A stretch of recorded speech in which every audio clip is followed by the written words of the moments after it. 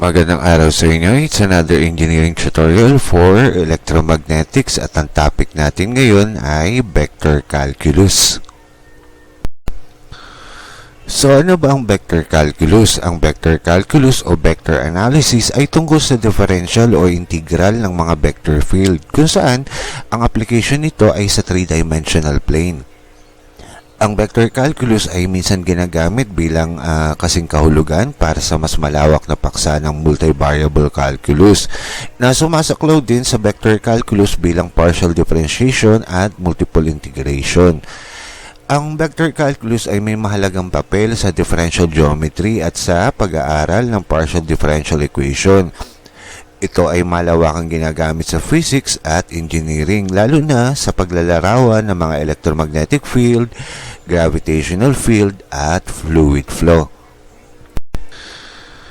Now, let us discuss differential length, area, and volume ng mga coordinate system na pinag-aaralan natin like Cartesian, cylindrical, at spherical. So, unahin natin yung Cartesian coordinate system. So, ang pinaka-formula ng differential displacement, ito yan, dl is equal sa dxax plus dyay plus dzac. So, ibig sabihin, para makuha mo yung pinaka-differential length ng isang cube natin, okay? Kasi 'di ba ang nabubuo sa Cartesian coordinate system kapag 3-dimensional ay cube, okay? So yung differential length, ito yung pinaka formula ng dx na 'yan, okay?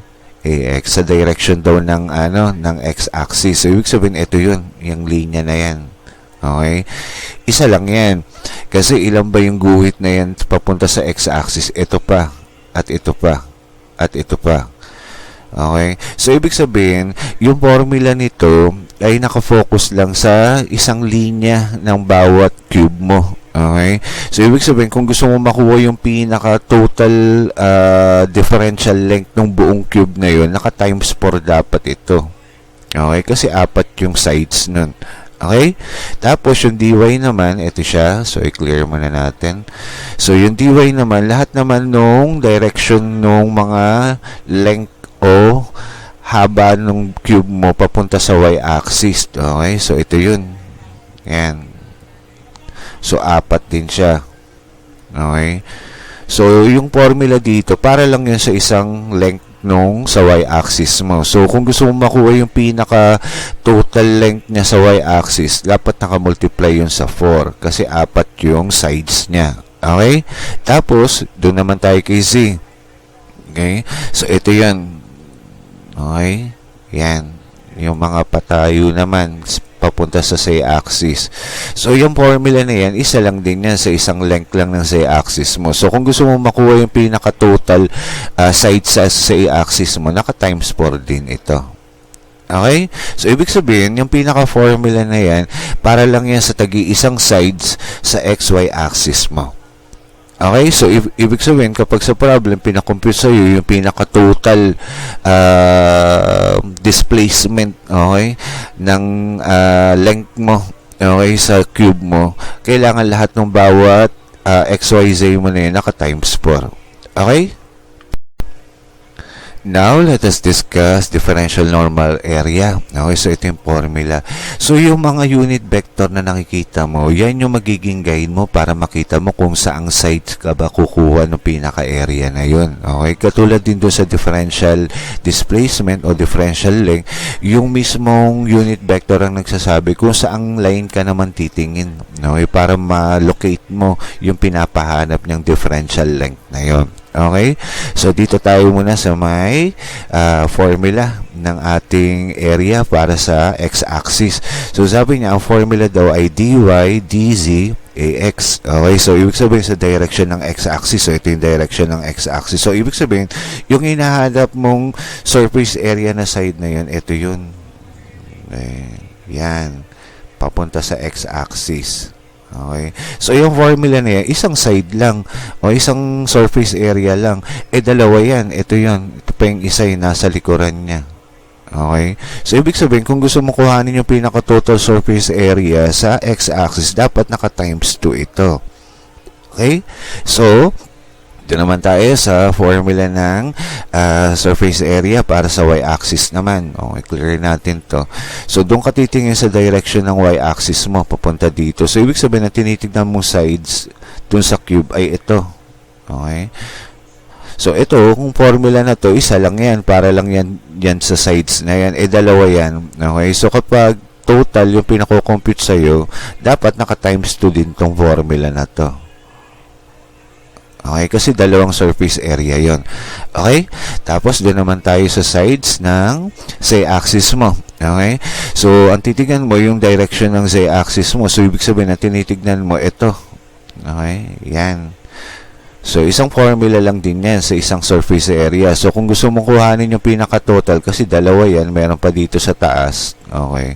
So, naka-times 2 din ito kapag kinuha mo yung pinaka-total surface area sa z-axis mo. So, ibig sabihin, kapag pinakuha yung pinaka-total surface area nitong cube na to, lahat ng formula dito naka-times 2. I-add mo bawat isa-isa yung bawat area na yun na naka-times 2. Okay? Now, let us discuss differential volume. So, ito yung pinaka-formula niya. So, that is dB is equal sa dx, dy, dc. Okay? Pag gusto mo nang kuhanin yung pinaka-total volume nitong cube na ito. So, ibig sabihin, triple integral ang gagamitin mo dyan para makuha mo yung pinaka-volume ng isang cube mo. Dito naman yung ds natin, dahil area ito, so ibig sabihin, dalawang integral ang gagamitin mo para makuha mo yung pinaka surface area mo. Dito naman, dahil length ito, ibig sabihin, isang integral lang ang gagamitin mo para masolve mo yung pinaka length ng cube na ito. Okay? So, ito yung exploded view ng ating mga pinag-aralan kanina. So, ito yung sa area, okay, para hindi ka mahirapan sa pag-analyze ng cube na yun. Okay, ito yung surface area sa x-axis, surface area sa y-axis, and then surface area sa z-axis. And this is the exploded view, okay, ng pagkuha ng ating volume nitong cube na ito. Okay? Okay, here's another diagram, okay, para marami kayong guide sa pag tingin ng mga differential length, differential areas, at saka differential volume. So, ito yung sa length na pinag-aralan natin kanina, yung mga direction ng length sa x, y, at saka z-axis natin. Tapos ito naman yung para sa differential area at differential volume. Okay? Okay, let's have an example para maintindihan nyo yung mga formulang pinag-aralan natin kanina at may apply ninyo sa pagsosolve ng mga problem. So, sa example number 1, the surfaces ng x from 2 to 4 and y from 4 to 8 and z from 3 to 6 define a closed surface. So, determine sa part A the enclosed volume, sa part B the total area of the enclosing surface, and sa part C the total length of the edges of the enclosing surface. Now, ito walang binanggit. Okay? Kasi kung pag natapos na natin itong topic na ito, let us say, meron ka ng Cartesian, cylindrical, at spherical. So, how will you determine kung yung problem na yun kung saan babagsak na coordinate system? Alam mo kaagad na ito ay babagsak sa Cartesian coordinate system kasi yung mga variable na ginamit niya ay x, y, z. Okay, so ibig sabihin yung cube ang sinosolve natin dito sa problem number 1 na ito. Okay, so ang pinapahanap volume, yung pinaka-total surface area, at saka yung pinaka-total length ng edges nitong cube na ito. Okay? Okay, let us solve this problem. So, ang pinapahanap sa part A ay yung pinaka-enclosed volume. So, dito sa may problem na ito, kung mapapansin mo, yung given sa ating mga data, yan yung limit ng ating integral. Okay? So, ang formula ng volume ay dB is equal to dx, dy, dc. So, we have to get the integral ng both sides para makuha natin si b. That is, b is equal to the triple integral ng dx, dy, dz. Okay? So, ang pagkakaayos nung integral mo, okay, pag nilagay mo na yung limit, mauuna si x, si y, at saka si c. Kaya dito makikita mo, mauuna si x 2 to 4, tapos si y which is 4 to 8, and then si z which is 3 to 6. So, since madali yung integral na gagawin natin dito, kahit sino sa kanilang mauna pwede. Okay? Basta sundin mo lang yung ruling sa pag-integrate ng mga variable. Okay? So, unahin natin yung pag-integrate dun kay dx muna. So, integral from 2 to 4 ng dx. So, ang integral ng dx ay x. Okay? Kaya ito na siya. Tapos, substitute natin yung limit from 2 to 4. Kaya naging 4 minus 2, which is 2. So, nilabas na ngayon natin yung 2 doon. Tapos, ang gagamitin naman nating integral ay yung kay dy na. Okay? So, integral ng dy ay y. Kaya naging 2 times the quantity ng y from 4 to 8. So, substitute natin yung limit na yun. So, kaya naging 2 times the quantity ng 8 minus 4, and that will give you 2 times 4, which is 8. So, inilabas ulit natin yung 8. Tapos, we get the integral naman nung z natin. So, that is 8 integral ng dz mo from 3 to 6. So, ang integral ng dz is z. Okay, so kaya naging 8 times the quantity ng c from 3 to 6. So, we substitute the limit.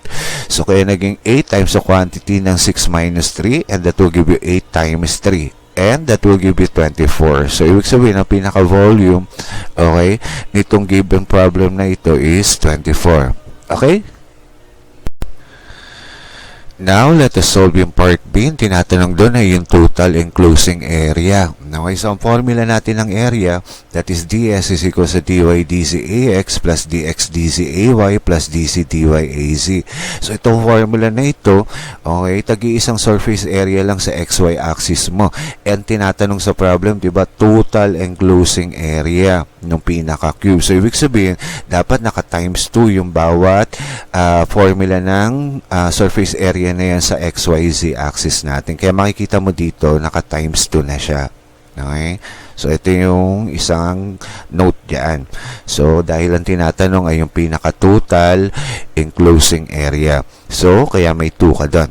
So, 2, tapos, diba, dy dc to. So, ibig sabihin, ang gagamitin nating limit doon ay para kay y at saka kay z. So, kaya naging double integral ng dy dc from 3 to 6 at saka 4 to 8. So, yung limit na gagamitin mo kung ano yung differential na nasa loob ng formula na yan. Okay? Plus 2, tapos double integral ng dx dz from 3 to 6 and from 2 to 4 plus 2. Okay? Double integral ng dx dy from 4 to 8 at saka 2 to 4. Okay, so, dun muna tayo sa unang term. Ang integral ng dy at saka dz mo ay y at saka z. Tapos, ilalagay natin yung pinaka-limit na dala-dala ng variable na yun.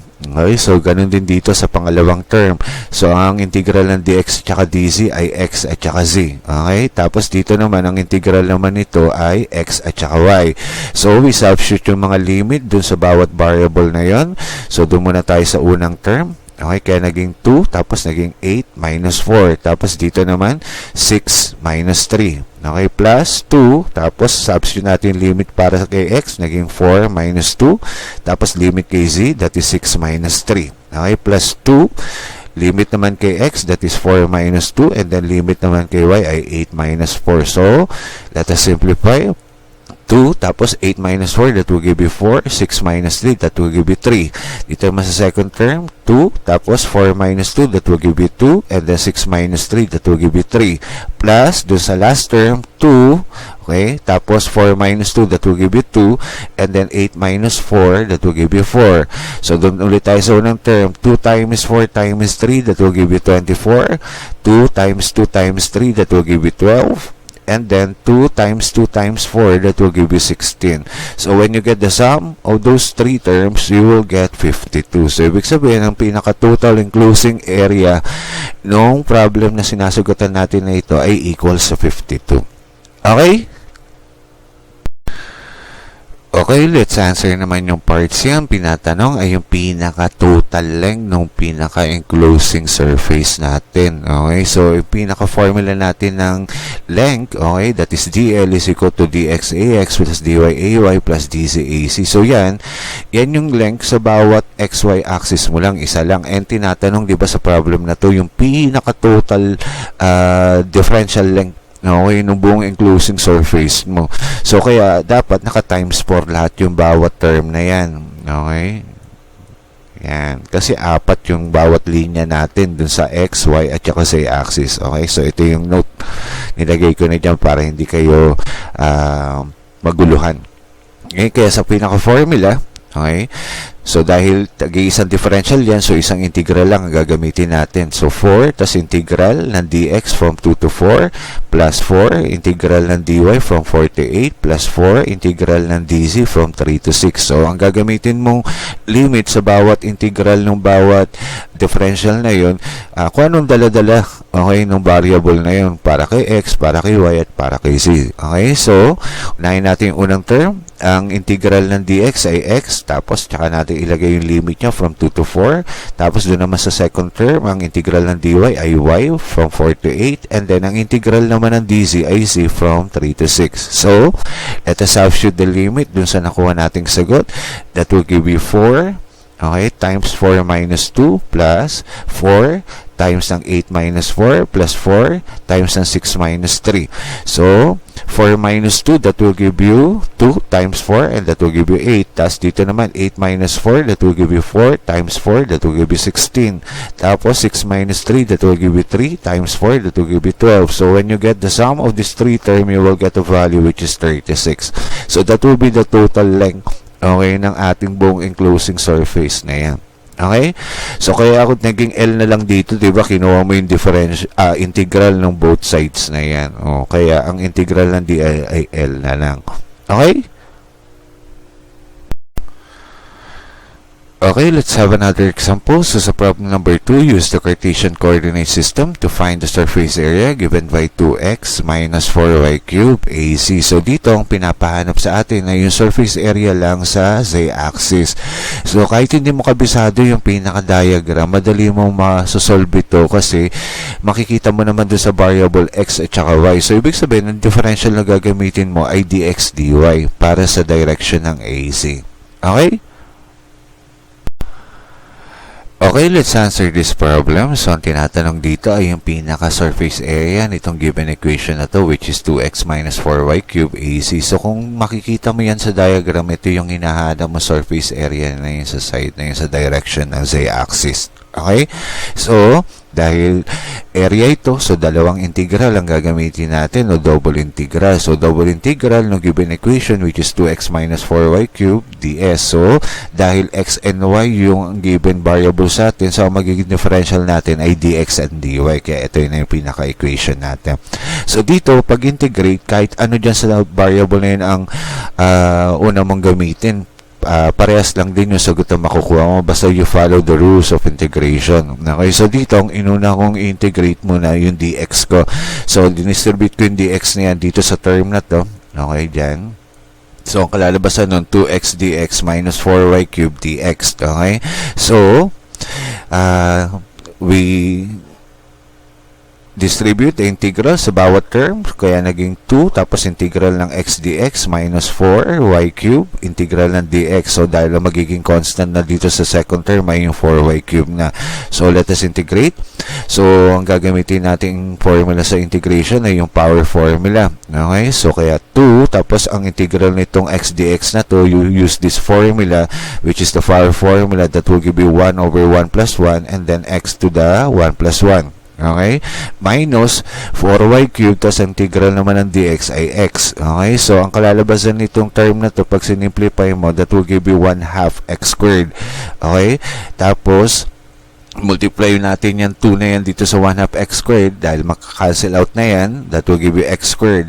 So, ito naman sa second term, that will give you minus 4xy cubed. Okay, so, doon naman tayo sa sumunod. Si dy naman ang i-distribute natin doon sa nakuha nating sagot. So, integral ng x squared minus 4xy cubed times ng dy natin. So, let us distribute itong dy na to sa term na ito. Okay? So, kaya ang kalalabasan ng x squared dy minus 4xy cubed dy. So, we distribute yung integral na yun sa bawat term na yan. That will give you x squared, integral ng dy, minus 4x, integral ng y cubed dy. So, nilabas natin na yung magiging constant term. So, let us integrate.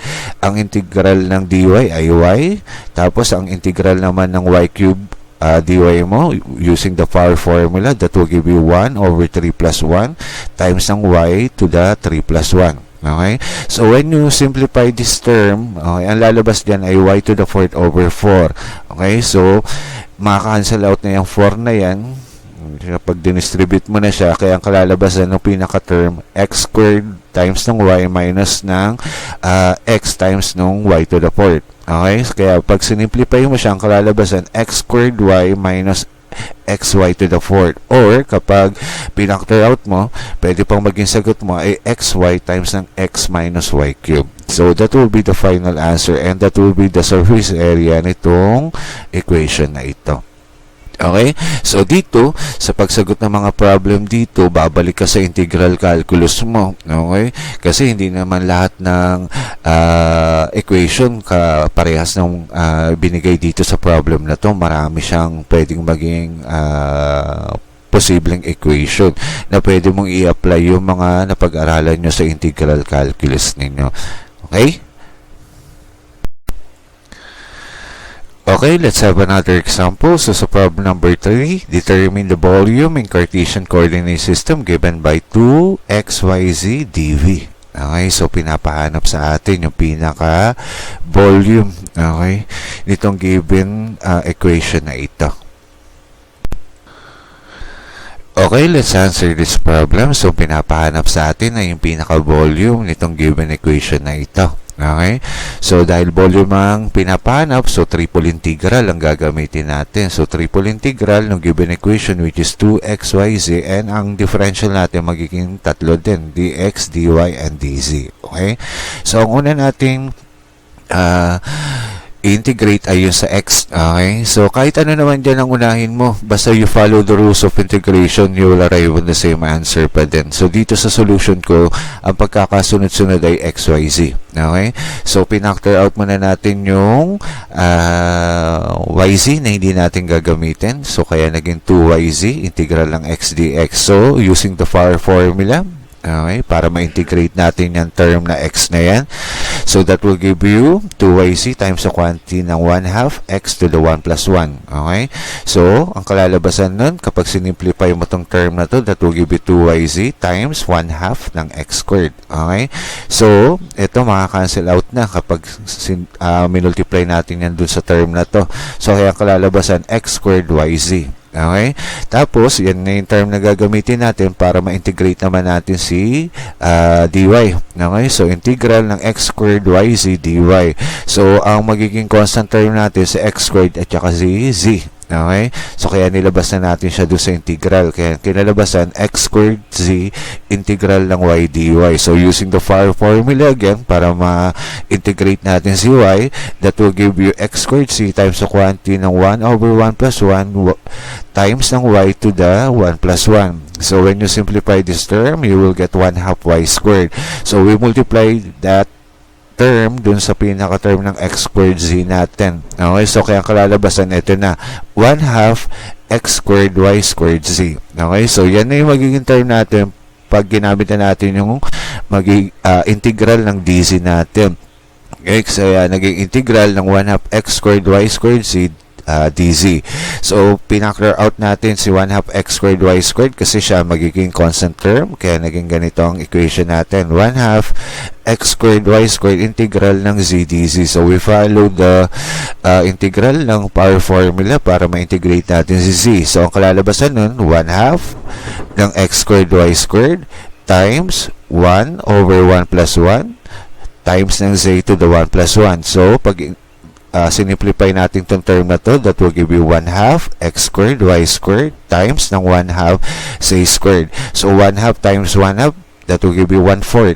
Okay, times nung x squared y squared z squared. Kaya yung final answer natin, kinalabasan, ang volume is equal to 1/4 x squared y squared z squared, or that is also equal to x squared y squared z squared over 4. Okay? So, dito, sa problem na sinasagutan natin, kung makikita nyo, masyado na siyang pasaya ng pasaya. Okay? Masyado ka na niyang pinangingiti ng pinangingiti. Okay? Kasi lahat na ng mga prerequisite ng subject nitong electromagnetics ay pumapasok na dito sa topic na to, which is the integral calculus. So, lahat ng mga formula na natutunan ninyo sa pagsasolve ng mga triple integral sa subject ng integral calculus nyo ay pwedeng pumasok lahat dito. Okay? So, pwede ka magkaroon ng integration by parts dyan, mga integral ng mga trigonometric functions mo. So, lahat yun, kailangan balikan mo kasi pwede siyang maging posibleng equation ng ating volume. Okay? So, I guess that's it. Sana marami kayong natutunan. See you again sa susunod na tutorial. Don't forget to like and subscribe. Until next time, bye-bye!